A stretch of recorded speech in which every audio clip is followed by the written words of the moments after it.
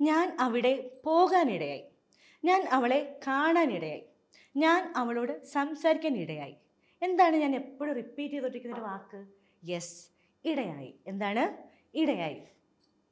ഇങ്ങനെയുള്ള സിറ്റുവേഷൻസിൽ നമുക്ക് യൂസ് ചെയ്യാൻ പറ്റിയ ഒരു കൺസ്ട്രക്ഷൻ അല്ലെങ്കിൽ ഒരു യൂസേജാണ് ഐ ഹാപ്പൻഡ് ടു.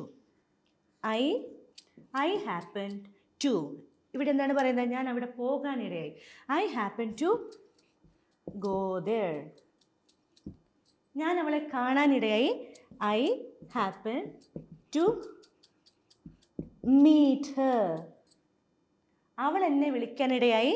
അപ്പം ഐ മാറ്റിയിട്ട് she happen to call me. അവൾ എന്നെ വിളിക്കാൻ ഇടയായി.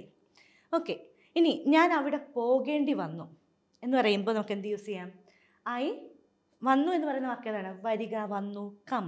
അപ്പോൾ പാസ്റ്റ് ടെൻസിലേക്ക് വരുമ്പം കെയിം ആയി. ഇപ്പം എങ്ങനെ പറയാം? I came to do that. ഞാനത് ചെയ്യേണ്ടി വന്നു.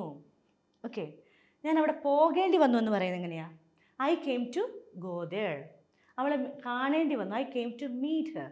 അപ്പോൾ ഈ രണ്ട് കാര്യങ്ങൾ നിങ്ങൾ പഠിച്ചു. നിങ്ങളുടെ എക്സാമ്പിൾ എന്താണ്? അതൊന്ന് കമൻറ്റ് ചെയ്തോളൂ. ക്ലാസ്സിൻ്റെ കൂടുതൽ വിവരങ്ങൾക്കും ഡീറ്റെയിൽസിനും താഴെ കാണുന്ന കോൺടാക്ട് നമ്പർ വിളിക്കുക. See you. ബൈ.